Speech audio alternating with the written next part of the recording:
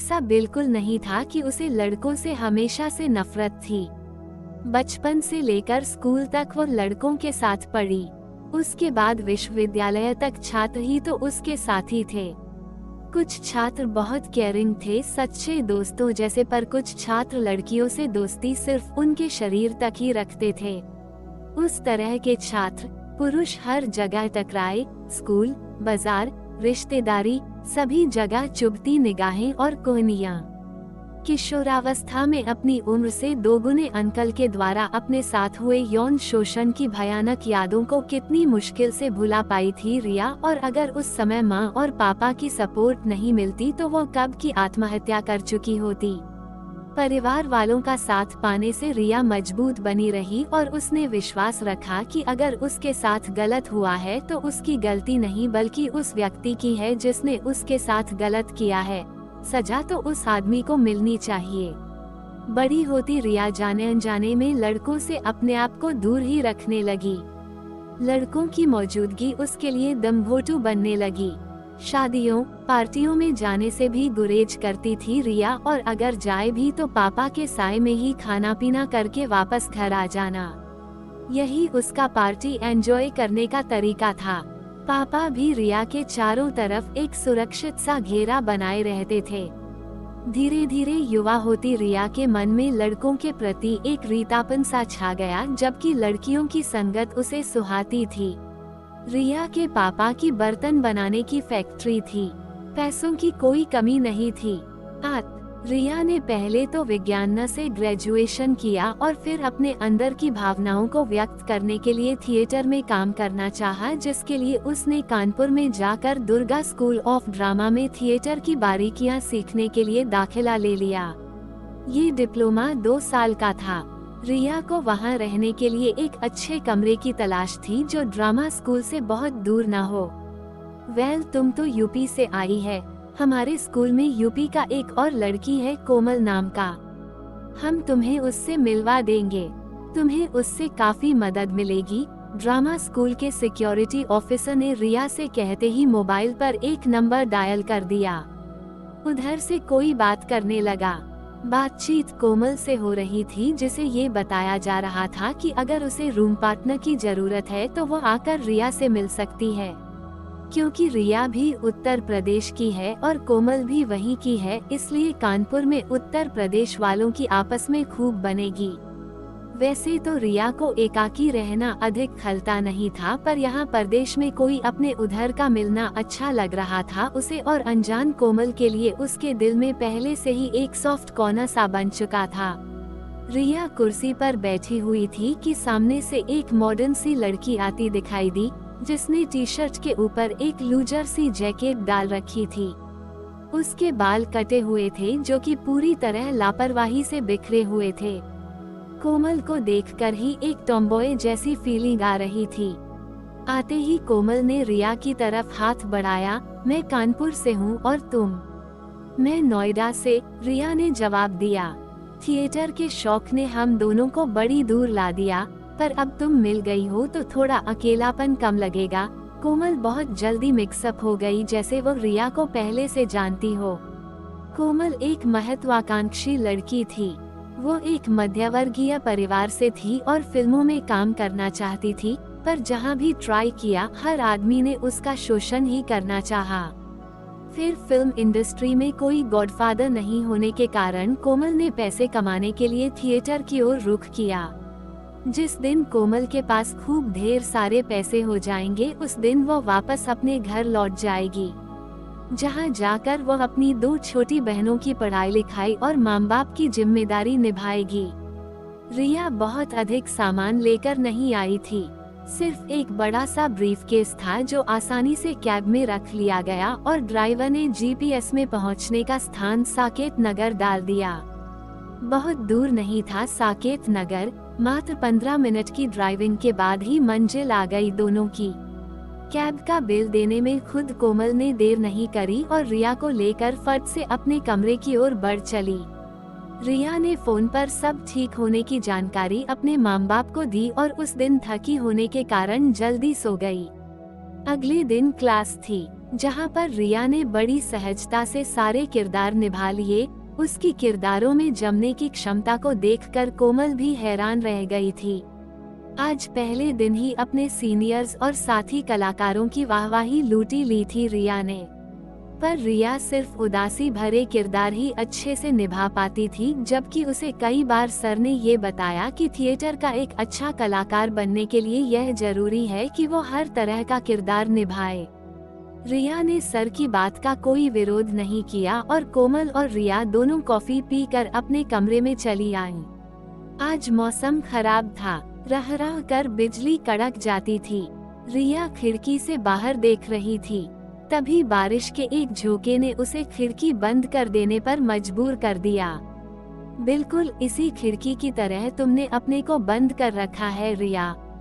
Come on यार, कुछ तो खुलो, कोई बॉयफ्रेंड, कोई गर्लफ्रेंड। कोमल ने रिया के कंधे पर हाथ रखते हुए कहा तो रिया के अंदर का दर्द जाग उठा और वो कुछ न कह पाई। शब्द घुट कर रह गए और सिसकी निकल पड़ी। उसकी सिसकी सुनकर कोमल समझ गई कि रिया ने बहुत कुछ अपने अंदर छिपा रखा है। उसने रिया से कुछ नहीं कहा। उस पूरी रात रिया कोमल से लिपट कर सोई। भले ही रिया के मन में कुछ नहीं था, पर इस तरह से लिपट कर सोने को कोमल ने एक मौन आमंत्रण माना और अगले दिन जब रिया सोने चली तो खुद कोमल उससे लिपट गई और उसकी पीठ को सहलाने लगी। पीठ से उसके हाथ रिया की जांघ के आसपास हरकत करने लगे थे। रिया पहले तो थोड़ी असहज लगी, पर जल्द ही उसे कोमल का अपने यौनांगों के इतने निकट आना अच्छा लग रहा था। रिया कोमल की गर्म सांसों को अपने अंगों में महसूस कर सकती थी और कोमल के हाथ लगातार रिया के शरीर पर हरकत करते रहे जब तक रिया चरम पर नहीं पहुंच गई। उसके बाद कोमल ने भी चरम सुख प्राप्त कर लिया। लेस्बियन संबंधों के बारे में सिर्फ पढ़ा भर ही था रिया ने, पर पिछली रात अनुभव भी कर लिया। कल रात जो भी हुआ वह ठीक नहीं था, रिया ने कहा। क्या ठीक नहीं था? लेस्बियन होना कोई नई बात नहीं, हर जगह होता है यह, और फिर लड़कों के साथ सेक्स करने से तो अच्छा है, कम से कम बच्चे पैदा होने का तो कोई डर नहीं रहता। ये बात कोमल ने इस अंदाज से कही थी कि रिया भी मुस्कुरा उठी। रिया को भी तो लड़कों से दर्द के अलावा कुछ नहीं मिला था, पर ऐसा नहीं था कि अपने लेस्बियन होने के गुण को रिया ने एक ही रात में स्वीकार कर लिया था। पर ये तो सच था कि पहली बारिश के बाद जिस तरह से माहौल हल्का फुल्का सा हो जाता है, वैसा ही हल्कापन जरूर महसूस किया था रिया ने। शायद इसी कारण अब रिया कुछ नए किरदारों में भी फिट बैठ रही थी और थिएटर दिवस पर रविंद्रालय में आने वाले एक विशेष कार्यक्रम के लिए रिया और कोमल ने जमकर मेहनत करी थी। एक प्ले तैयार किया था जिसमें ये संदेश था कि औरत किसी तरह से मर्द पर आश्रित नहीं, बच्चा पैदा करने के लिए भी नहीं। इस प्ले में तमाम तथ्य दिए गए थे जिनसे दर्शकों को लगा कि अगर पुरुष पूरी तरह से हिंसक या बलात्कारी बनते जा रहे हैं तो फिर महिलाओं को उनका बहिष्कार कर देना चाहिए, और चाहे इसके लिए उन्हें लेस्बियन कल्चर ही क्यों नहीं अपनाना पड़े। मगर क्या पुरुषविहीन समाज संभव है? अगर हाँ तो ये कैसे हो पाएगा? इस प्रश्न के साथ इस प्ले को खत्म किया गया था। दर्शकों की तालियां बता रही थी कि उन लोगों को ड्रामा बहुत पसंद आया। सभी कलाकारों ने एक साथ स्टेज पर आकर सभी दर्शकों का अभिनंदन किया। रिया और कोमल अपने चेंजिंग रूम में आकर अभी बैठे ही थे कि दरवाजे पर खटखट की आवाज आई तो रिया ने दरवाजा खोला। देखा सामने 30-35 साल की एक शादीशुदा औरत खड़ी थी जो देखने से ही काफी पैसे वाली लग रही थी। वह बड़ी बेपरवाही से अंदर आ गई और सोफे में धंस गई। अपना परिचय देते हुए उसने बताया कि उसका नाम शांति है। उसने उन दोनों की एक्टिंग की जमकर तारीफ करी और लेस्बियन कल्चर पर खूब सवाल जवाब करने लगी। शांति की सारी बातों के जवाब कोमल ने बखूबी दिए। शांति का मिजाज बहुत खुला हुआ और दोस्ताना था। जाते जाते वो अपना मोबाइल नंबर भी दे गई और जल्दी ही फिर मिलने का वादा भी कर गई। उसने अपना वादा जल्द ही निभाया जब फोन करके कोमल और रिया को सन एंड शाइन नाम के रेस्तरां में बुलाया, जहां का तेली भाजा बहुत प्रसिद्ध था। रेस्तरां में शांति जिस तरह से खाने का ऑर्डर दे रही थी उससे वह खाने की शौकीन तो लगी ही साथ रिया और कोमल को ये भी पता चल गया कि वह काफी खुले विचारों वाली है। पर मुझे ऐसे पैसे का क्या करना, शांति जैसे आज अपना दुख कह ही देना चाहती थी और उसने अपना सारा दुख बयां कर ही दिया। शांति और उसके पति बाबुल की शादी एक लव मैरिज थी जो कि भावावेश के चलते करी गई। बाबुल एक ब्राह्मण परिवार से था और शांति एक लोहार परिवार से। दोनों कॉलेज में थे तभी दोनों में प्यार हुआ। बाबुल एक दिलफेक लड़का था। दोनों में जिस्मानी संबंध बन गए और शांति को गर्भ ठहर गया। जब शांति ने बाबुल को इस बारे में बताया तो उसने इसे अपना बच्चा मानने से ही इनकार कर दिया और उसे नीच जाति का कहकर उल्टा आरोप शांति के चरित्र पर ही लगाने लगा। शांति ने रोते हुए सारी बात अपने भाई और घर वालों को बताई। उसके घर वालों ने पुलिस की मदद ली और पुलिस ने ईमानदारी से काम करते हुए बाबुल और उसके माता पिता के समक्ष शांति से शादी करने का प्रस्ताव रखा। पुलिस के दबाव और बदनामी के डर से बाबुल ने शांति से शादी कर ली। अब घर में पैसा और नौकर चाकर किसी चीज की कमी नहीं है। कमी है तो बस बाबुल के प्रेम की। महीनों बीत जाते हैं वो शांति को छूता तक नहीं और बाबुल के माँ बाप बात बात में शांति को लोहार की बेटी होने का ताना देते रहते हैं। उसे लगता है कि उसकी जरूरत किसी को नहीं। इसीलिए जब मैंने आपका वह प्ले देखा तब मैंने सोचा कि कितना अच्छा हो अगर इस दुनिया से ये निर्दयी पुरुष खत्म ही हो जाएं। कोमल और रिया ने उसे धैर्य बंधाया। बातों का दौर कुछ देर तक चलता रहा। अब समय चलने का हो गया था। तीनों बाहर निकले तो शांति ने उन दोनों को अपनी गाड़ी में ही लिफ्ट दे दी। रिया और कोमल पीछे वाली सीट पर बैठ गईं और शांति भी आगे न बैठकर उन्हीं के साथ पीछे वाली सीट पर बैठ गई। तीनों चुप थीं। कार में कोई बंगाली संगीत बज रहा था। तभी कोमल का हाथ शांति की जांघ पर रेंगने लगा। कुछ देर शांति कुछ नहीं बोली, फिर उसकी सवालिया नजरें कोमल की ओर उठी तो कोमल ने भी निगाहों से ही उसे चुप बैठने को कह दिया। शांति पुरुष संसर्ग की प्यासी थी, फिर भी उसे कोमल का स्पर्श भा रहा था। कोमल और रिया की मंजिल आ गई थी। दोनों के कमरे को जान और पहचान लिया था शांति ने। जब शांति ने अगली बार मिलने की इच्छा जताई तो कोमल ने वार्डन की दुहाई देते हुए किसी और जगह मिलने को कहा। कुछ दिनों तक मोबाइल पर बातचीत के बाद मुलाकात तय हुई। वे तीनों होटल में गए जहां पर कोमल ने जमकर लेस्बियन कल्चर की सपोर्ट में भाषणबाजी करी।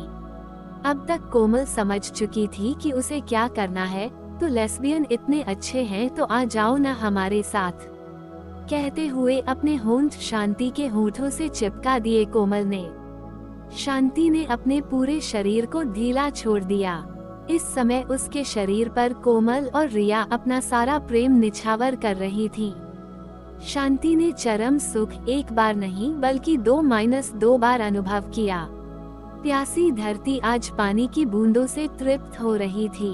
उस दिन शर्म की दीवार क्या गिरी, फिर तो आए दिन का खेल ही हो गया। अब तीनों जब भी मिलते जवानी का मजा लेते और बदले में शांति रिया और कोमल को पैसे भी देकर जाती। एक दिन कोमल ने घबराते हुए शांति को बताया कि जिस होटल में वे तीनों मजा करने जाते थे वहां के कमरे में शायद स्पाई कैमरा लगा हुआ था और उस कैमरे में हमारी सभी की सेक्स करते समय के न्यूड वीडियो कैद हो गए हैं और अब उस होटल का मालिक हमें ब्लैकमेल कर रहा है और वीडियो को इंटरनेट पर लीक न करने के 2 लाख रुपए मांग रहा है। कैसा वीडियो है वो और है कहाँ? शांति ने पूछा तो कोमल ने उसे अपने मोबाइल पर एक अनजान नंबर से आया वीडियो दिखाया जिसमें शांति पूरी तरह से नग्न होकर बिस्तर पर लेटी हुई है जबकि रिया उसके पैरों को सहला रही है। शांति दंग रह गई थी। वो किसी भी हालत में यह नहीं चाहती थी कि उसके चरित्र पर कोई लांछन लगा सके, पर यहाँ तो उसका पूरा वीडियो ही बना हुआ है। शांति ने रिया को मिलने के लिए बुलाया और एक ही सांस में सारी घटना कह सुनाई।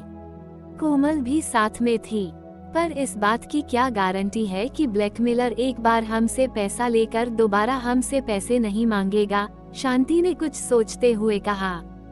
कोमल के चेहरे पर बड़ा आत्मविश्वास सा दिखाई दिया जब उसने कहा कि एक बार पैसे मांगने के बाद वह दोबारा पैसे नहीं मांगेगा। वैसे तो रिया जानती थी कि आए दिन छात्र लड़कियों के सेक्स स्कैंडल इंटरनेट पर अपलोड होते रहते हैं, पर फिर भी किसी तरह की बदनामी न हो, इसलिए वह भी यही चाहती थी कि बात रफा दफा कर दी जाए। हालांकि 2 लाख रुपए की रकम छोटी नहीं होती, पर फिर मरता क्या न करता। शांति और रिया ने 2 लाख रुपए मिलकर किसी तरह कोमल को दिए ताकि वो उस होटल के मकान मालिक अर्थात उस ब्लैकमेलर को दे सके। फिर कई हफ्तों तक उन लोगों में कोई मुलाकात करना ठीक नहीं समझ।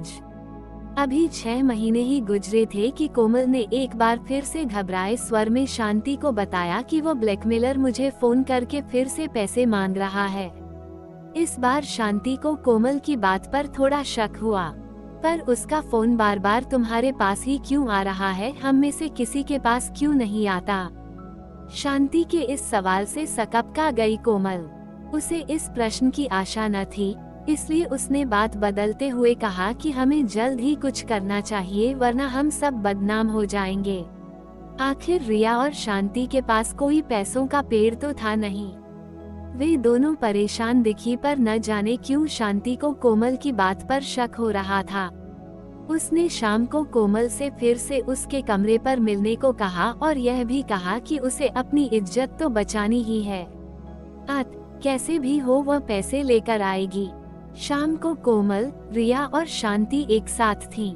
शांति अपने साथ 2 लाख रुपए बैग में लेकर आई थी और बहुत परेशान हो रही थी कि कहीं ये ब्लैकमेलर उसका वीडियो वायरल न कर दे।